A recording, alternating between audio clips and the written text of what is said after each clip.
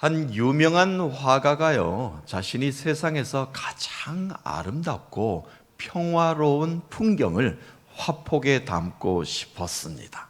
많은 사람들에게 어떻게 하면 아름다움이 무엇인가를 좀 나의 그림으로 알려줄 수 있을까? 세상에서 가장 평화로운 것이 도대체 무엇일까? 사람들이 내 그림을 보면서 그 평화를 좀 만끽했으면 좋겠다는 생각을 가지고 그런 그림을 한번 그려보겠다라고 결심을 하고 이제 그 평화로운 곳, 아름다운 곳을 찾아 이곳저곳을 다니며 자신의 눈에 담기 시작을 합니다. 먼저 교회를 가요. 많은 사람들이 예배하는 곳에 한 여인이 기도하는 모습이 그렇게 아름다워 보였습니다. 저 여인의 모습이 참 아름답다라고 자신의 눈에 이렇게 담았어요. 그리고 나서 또 길을 나서서 많은 사람들이 많이 모여있는 결혼식장으로 갑니다. 결혼식장에 가면 진정한 기쁨이 있을 것이다. 신랑 신부의 사랑스러운 모습이 분명히 있을 것이다. 여기고 그곳에 가서도 그것을 눈에 담았습니다.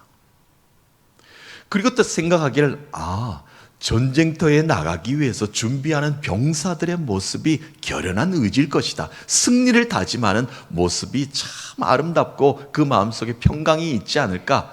병사들을 가서 보고요. 또한 모든 곳에서 승리를 선포하는 병사들이 함성을 들으면서 저것이 바로 진정한 평화를 선포하는 것이구나 라고 이렇게 마음을 먹었습니다. 그런데 이것도 가보고 저것도 가보고 또 새로운 것도 봐보았지만 이 화가가 그리고 싶은 그 그림에는 아직도 썩 그렇게 도달하지를 못하였습니다. 그러니까 자신이 원하는 이 완벽한 그림의 모습이 아니라 여기면서 여러 가지 생각에 잠겨서 이제 집으로 돌아오고 있었습니다. 자, 집에 거의 도착해서 이제 초인종을 눌렀습니다. 그랬더니 아이들이 아빠라고 소리를 지르면서 달려와 안기는 겁니다. 그리고 아내는 따뜻한 미소로 그를 반겨 주었습니다. 그리고 나서는 가족 모두는 한 식탁에 둘러앉아서 저녁 식사를 나누게 되었습니다. 그 순간 화가가 깨달았습니다. 진정한 평화와 행복은 멀리 있는 것이 아니구나. 사랑하는 가족들과 마주 앉은 평범한 식탁 위에 진정한 아름다움과 평화의 모습이 있구나. 그것을 깨닫게 되었습니다. 멀리서 찾을 것이 아니라 우리의 가정의 모습을 화폭에 담아도 이렇게 아름다운 걸, 이렇게 평화로운 걸 내가 왜 멀리 가서 찾았던가 깨달음을 얻었다는 이야기입니다. 사랑하는 사람들과 이렇게 마주 앉아 함께하는 식탁은요, 단순한 음식에 먹는 이 공간 그 이상입니다. 서로의 마음을 나누는 사랑의 식탁이지요. 우리가 잘하는 인사 있지 않습니까? 늘 이렇게 인사를 잘 합니다. 언제 밥 한번 먹어요? 내가 밥 한번 살게요. 이런 인사 잘 합니다. 물론 잘 지켜지지 않는다는 것 서로가 잘 알죠. 서로 바쁘지 않습니까? 시간 한번 맞춰서 밥 한번 먹는 것이 세상에 제일 어려운 것 같습니다. 그런 시대를 우리가 살고 있어요. 잘 지켜지지 못할 것이라는 것 알지만 그 말에 우리는 너무나 좋습니다. 왜냐? 정겨움이 담겨져 있기 때문에 그러합니다. 밥 한번 먹자는 말 속에는 사랑이 담겨져 있습니다. 당신을 응원합니다. 당신을 존경합니다. 당신을 사랑합니다. 그 의미가 그 속에 잘 담겨져 있는 것 아니겠습니까? 진정성이 담긴 이 인사의 말입니다. 그러니까 서로 그런 말들을 함으로써 사랑을 나누게 되는 것이죠. 그 안에 평안이 깃들게 되는 것입니다. 함께하는 식탁은 언제나 기대가 되는 공간이기도 합니다. 자, 오늘 예배 자리에 옆에 누가 앉으셨는지 잘 모르겠습니다만 한번 이렇게 인사할까요? 조만간 제가 밥 한번 사겠습니다. 우리 밥 한번 식사 한번 나누시죠? 잘하셨습니다. 여러분 선포하셨기 때문에 여러분 밥 한번 먹을 일 꼭 생길 겁니다. 그런 은혜와 축복이 있는 여러 성도님들의 믿음의 자리 될 줄로 믿습니다.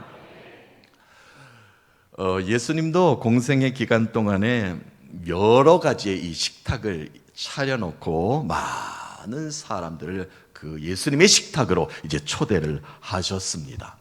이방인의 집에 들르셔서 작은 식탁에서부터요, 또한 거대한 산과 들과 바다를 배경으로 식탁 삼으셔서 많은 사람들의 마음을 나누는 풍성한 식탁을 펼쳐 보이셨습니다. 그리고 그 주님의 식탁에는 기적과도 같은 일들이 곳곳에서 일어났습니다.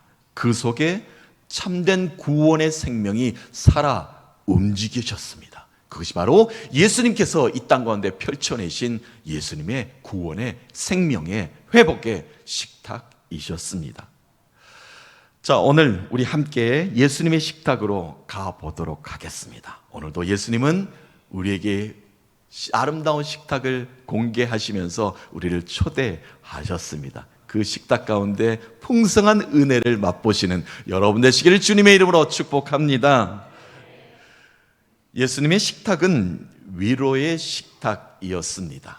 자, 먼저 디베라 바닷가의 아침 식사의 자리로 먼저 가보도록 하겠습니다.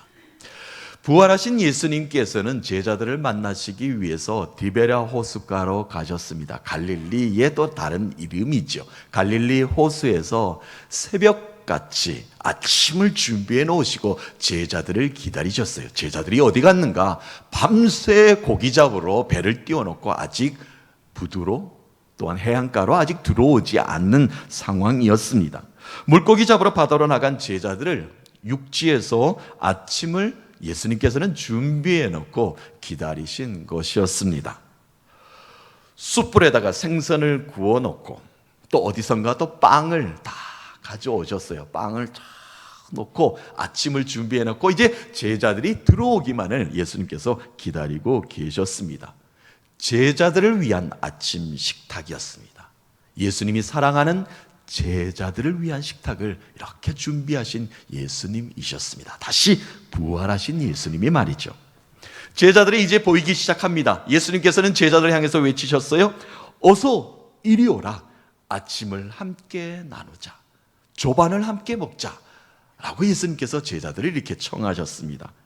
제자들에게 기분 좋은 아침 식탁이 이제 선물로 주어지게 된 것입니다. 주님이 이렇게 준비하신 아침 식탁은 분명 위로의 식탁이었습니다. 식사 도중에 예수님께서 베드로에게 이렇게 질문하셨습니다. 요한의 아들 시몬아, 이 제자들 중에, 이 많은 사람들 중에 나를 더 사랑하느냐? 주님, 그러하나이다. 내가 주님을 사랑하는 줄 주께서 잘 아시지 않습니까? 그래? 그렇다면 너도 내 양을 이렇게 먹이라. 주님께서 아침을 차려놓은 식탁을 가르치면서 베드로에게 너도 이렇게 먹이라 라고 말씀하셨습니다.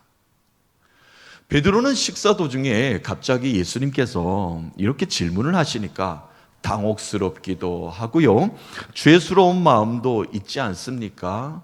차마 예수님을 바라보지도 못하고 그저 묻는 말에 대답만 하고 있었습니다. 예수님은 또 질문하셨습니다. 요한의 아들 시몬아, 내가 정녕 나를 사랑하느냐? 주님, 그러합니다. 내가 주님을 하는 줄 주님은 이미 알고 계시지 않습니까? 그래, 그렇다면 내 양을 치는 목자가 되어라.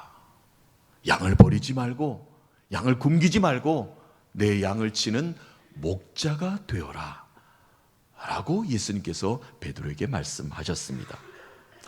예수님은 계속 이렇게 질문하니까 베드로가 좀 불편해하는 모습이 보이지 않았겠습니까? 그럼에도 아랑곳하지 않으시고 예수님은 세 번째, 마지막에 이렇게 질문을 다시 한번 더 베드로에게 하셨습니다. 요한의 아들 시몬아, 내가 나를 사랑하느냐? 주님, 어찌 그렇게 자꾸 물어보십니까? 내가 주님을 정녕 사랑합니다. 그래, 그렇다면 내 양을 풍성하고 좋은 것들로 먹이라. 이렇게 말씀하셨습니다. 예수님께서는 제자들을 기다리시면서, 특별히 사랑하는 베드로를 기다리시면서 아침에 그렇게 아침 식탁을 준비해 놓고 식탁을 보이시면서, 베드로야, 내 양을 이렇게 풍성하게 먹이라. 내 양을 먹이는 목자가 되어라. 라고 베드로에게 이렇게 말씀하셨습니다. 그 순간 베드로의 머리에는 며칠 전 대제사장 뜰에서 화롯가에서 있었던 일이 떠올리기 시작합니다. 예수님이 숯불에 고기를 굽던 그 숯불과 예수님께서 잡히시던 밤 대제사장의 뜰에서 화롯가에 있었던 자신이 교차되면서 그때의 자신의 잘못한 상황들이 떠오르기 시작을 합니다. 화롯가에서 어떻게 했습니까? 사람들을 피해 다니면서 나는 저 사람을 모릅니다, 주님을 모른다고 부인하며 도망치지 않았습니까? 3번이나 모른다고 부인했던 이 베드로를 오늘 이 아침에 3번이나 내가 주님을 사랑합니다라고 고백하게 만드신 이 주님의 사랑과 배려의 마음에 베드로는 눈물을 흘릴 수밖에 없었습니다. 주님, 내가 주님을 사랑합니다. 주님의 양을 치고 먹이는 일을 내게 맡기소서. 내가 그 일을 하겠나이다. 예수님의 배려와 위로를 베드로는 고스란히 경험하게 되었고, 그 위로의 마음이 베드로를 다시 일어서게 만들어 주었습니다. 주님은 매일같이 위로와 배려의 식탁으로 우리를 초대하십니다. 예수님은 밤새 괴로웠던 우리에게 또한 새로운 희망과 용기의 아침을 준비해 놓고 우리를 기다리셨습니다. 걱정과 근심 가운데 주님을 찾아온 우리들의 마음을, 기도 제목을 주님은 이미 알고 계십니다. 예배 가운데 사랑하는 여러분들에게 참된 위로가 임할 줄로 믿습니다. 오늘 주님이 준비하신 이 위로의 식탁에서 영의 양식을 마음껏 공급받으시는 축복의 아침 되시기를 살아계신 위로와 배려와 평강의 주님의 이름으로 축복합니다. 두 번째로 예수님의 식탁은 나눔의 식탁이었습니다. 자, 예수님과 제자들이 또 많은 무리들이 함께 했던 벳세다 들녘의 저녁 식탁으로 한번 가보겠습니다. 예수님은 많은 무리들이 모인 가운데 하나님 나라의 복음을 계속 전했습니다. 날이 어두워지는 줄도 몰랐습니다. 배가 고픈 줄도 몰랐습니다. 하나님 나라의 복음을 전하였고 많은 사람들이 들로 계속해서 모여드는 겁니다. 벳세다 들녘에서 엄청난 기적의 저녁 식탁을 예수님께서 이제 차리기 시작을 하십니다. 때는 이제 저녁이 되었고 시장기가 이제 돌게 되었죠. 예수님께서 제자들에게 가서 이렇게 묻습니다. 우리가 이 많은 사람들을 어떻게 이제 먹일까? 혹시 빵이라도 가지고 있는 자가 있겠느냐라고 제자들에게 알아보라라고 말을 하였죠. 제자들이 이제 예수님이 계속 말씀을 전하시는 그 사이에 찾아 나서기 시작을 합니다. 제자들은 한 아이가 들고 있는 도시락 하나를 예수님께 들고 왔습니다. 예수님, 많은 사람들에게 뭐 가진 것 없나 물어봤더니 한 아이의 작은 도시락밖에 없었습니다. 이것밖에는 없습니다. 예수님께서 펼쳐보았더니 보리떡 5개 하고 물고기 조그마한 거 2개밖에 없는 겁니다. 그냥 반찬으로 사용하기 위한 것이죠. 예수님께서는 많은 사람들 들에 앉으라라고 명령하십니다. 많은 사람들이 이제 들녘에 앉았습니다. 그것이 바로 식탁이 되기 시작을 합니다. 예수님은 그 작은 도시락을 들어서 축사 기도를 하십니다. 자, 이제는 거대한 식탁이 준비되지 않았습니까? 그리고 앉아있는 자들에게 그 축사하신 도시락을 나누어 주라 명령하십니다. 이제 나누기 시작을 하는 겁니다. 거대한 식탁 위에 12명의 제자들은 신속하게 그 음식을 나르기 시작하였습니다. 자, 그런데요, 놀랍게도 날라도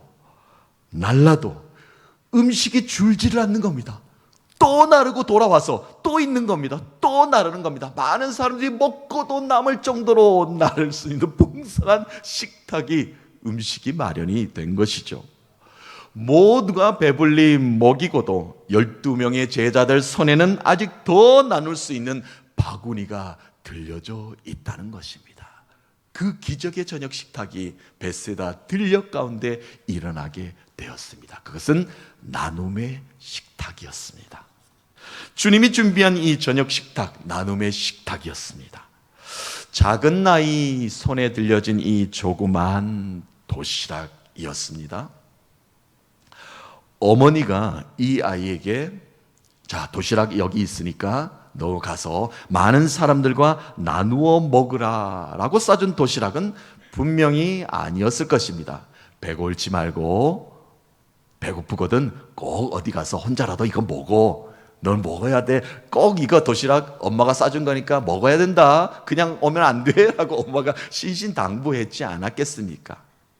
그런데 그 작은 도시락이 한 아이의 배에 그냥 한 끼 식사밖에 되지 않는 이것인데, 주님의 손에 들려지니, 주님이 축사하시니 사람들과 사람들의 손에 의해서 전해지니 모두의 기쁨이 되었고 모든 사람들의 배부른 저녁이 되었습니다.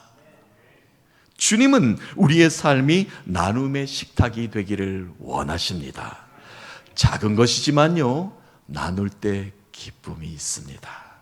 부족해 보이고 없는 것 같지만 주님의 이름으로 나눌 때 그곳에 기적이 반드시 일어납니다. 기적과도 같은 식탁을 경험한 자들이여, 너희도 이같이 하라. 너희가 지금 눈으로 보지 않았느냐? 나누고 베풀고 섬기면 더 풍성한 은혜가 너희들에게 임할 것이니. 예수님께서 그것을 지금 식탁으로 보여주셨습니다. 사랑하는 성도 여러분, 내 손에 들려진 이 작은 도시락 주님께 맡겨 드리십시다. 주님이 축복하시며 베풀고도 남는 은총을 우리에게 베풀어 주실 줄로 믿습니다. 나누어도 더 나눌 것이 있는 풍성한 은혜가 우리 교회를 통해서, 우리 기업을 통해서, 우리의 가정을 통해서 펼쳐내 보여주실 줄로 믿습니다.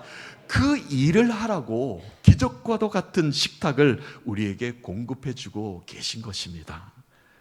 그 은혜를 사모하셔서 나눔의 식탁으로 많은 사람들을 초대하시는 풍성한 교회, 풍성한 기업, 그 은혜의 주인공 되시기를 주님의 이름으로 축복합니다. 마지막 세 번째로, 예수님의 식탁은 생명의 식탁입니다. 자, 생명의 식탁 하면 우리가 기억하는 것이 있죠. 떠오르는 것이 있죠. 예수님께서 십자가에 달리시던 날밤 전에 제자들과 마지막 최후의 만찬을 나누신 것을 우리는 기억합니다. 십자가에 달리시던, 못 박히시던 전날 밤 유월절이 되었죠. 제자들과 유월절 이제 식사를 나누셨습니다. 식탁에 둘러 앉은 제자들에게 떡과 포도주를 이제 나누어 주시면서, 이것은 나의 몸이니 먹을 때마다 나를 기념하라 라고 말씀하셨어요. 또한 포도주 잔을 따로서 나누시면서, 이 잔은 내 피로 세운 새 언약이니라. 마실 때마다 나를 기념하라. 자신의 몸과 자신의 피로 비유된 마지막 생명의 만찬을 사랑하는 제자들과 나누셨습니다. 분명 그 식탁의 자리는 새 언약, 구원의 확신, 새로운 생명을 그들에게 부어주는 진정한 생명의 나눔의 식탁이었습니다. 예수님의 살이 빵처럼 이렇게 찢어져 받아먹는 자들의 영원한 생명을 이루게 만들어 주었듯이, 또한 예수님의 피를 우리가 나누어 먹음으로 그 보혈의 피가 우리의 몸에 새로운 피가 흐르게 하셨습니다. 새로운 피가 흐르게 하셨고, 새롭게 강건하게 일어설 수 있는 우리에게 영원한 생명을 부여해 주신 제자들과의 마지막 식탁이었습니다. 유월절 하면 출애굽을 기념하는 절기입니다. 이스라엘의 대단한 절기이죠. 출애굽 당시에 이 유월절 때는 장자가 죽어가는 이 재앙의 식탁을 많은 사람들은 경험하던 밤이었습니다.